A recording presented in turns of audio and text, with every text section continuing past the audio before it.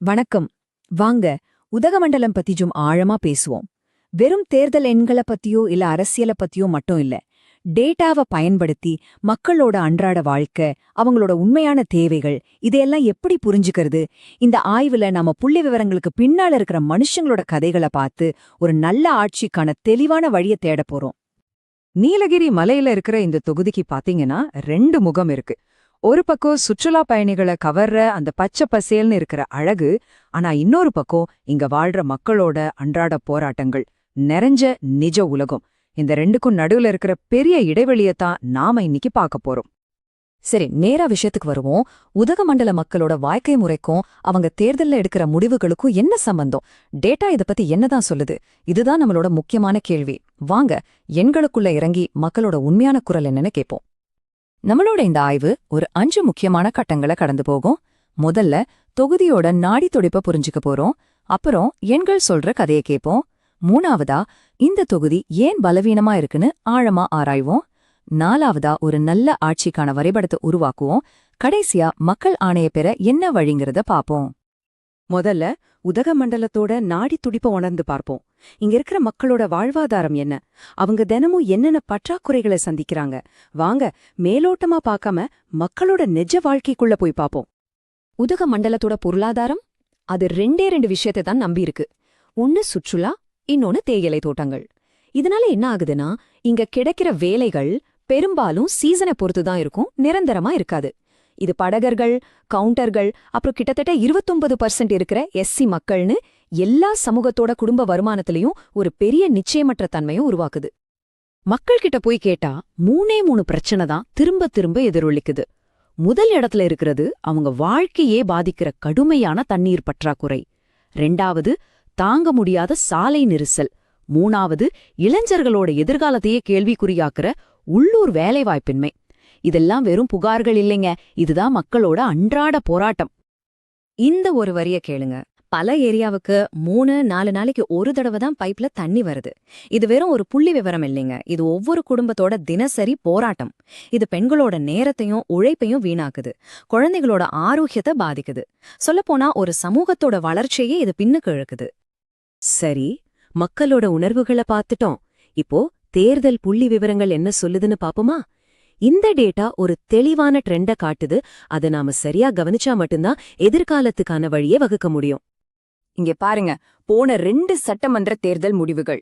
காங்கிரஸ் வேட்பாளர் ஆர் கணேஷ் 2 தடவையும் ஜெயிச்சிருக்காரு.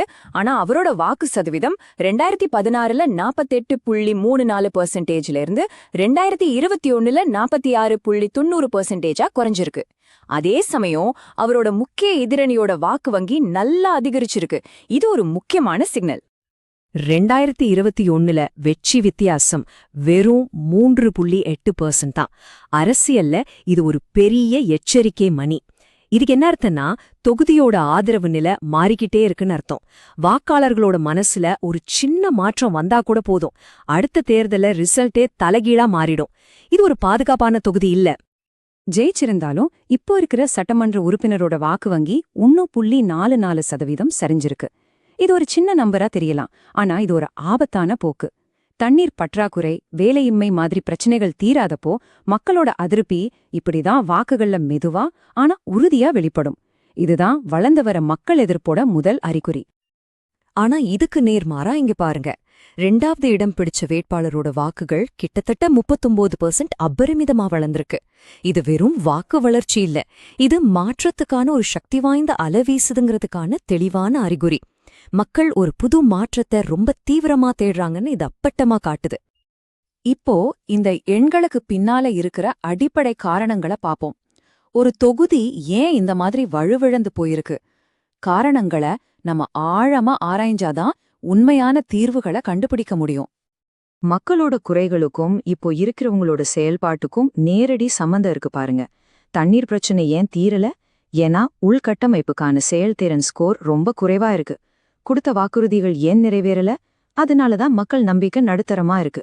இது தற்செயலா நடக்கல, இது காரணமும் அதோட விளைவும். நம்ம அரசியலமைப்பு சட்டம் என்ன சொல்லுது? ஒவ்வொருத்தரோட அன்றாட வாழ்க்கையும் கண்ணியமா இருக்கணும்னு சொல்லுது. ஆனா தினமும் தண்ணிக்காக அலையறதுல என்ன கண்ணியம் இருக்கு?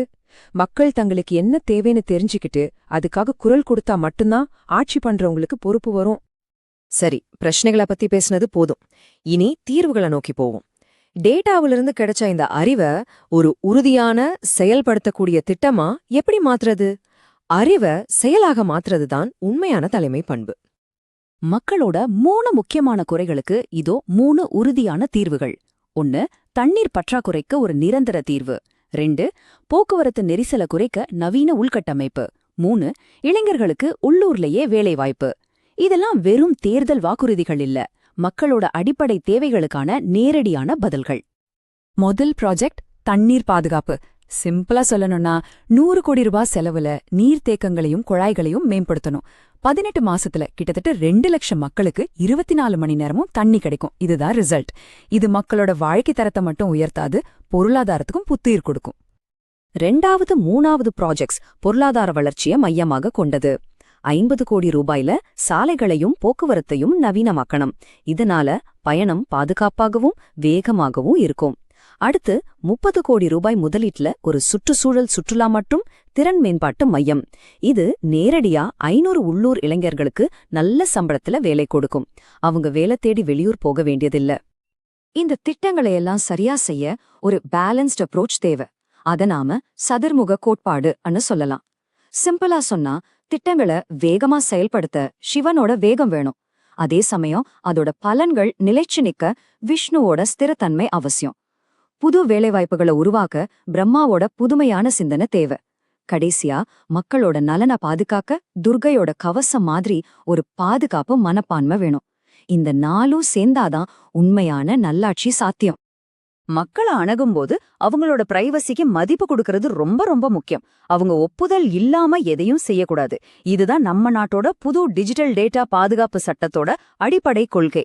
மக்கள்கிட்ட இருந்து தகவல்களை பொறுப்பா கையாண்டாதான் அவங்க நம்ம மேல நம்பிக்கை வைப்பாங்க.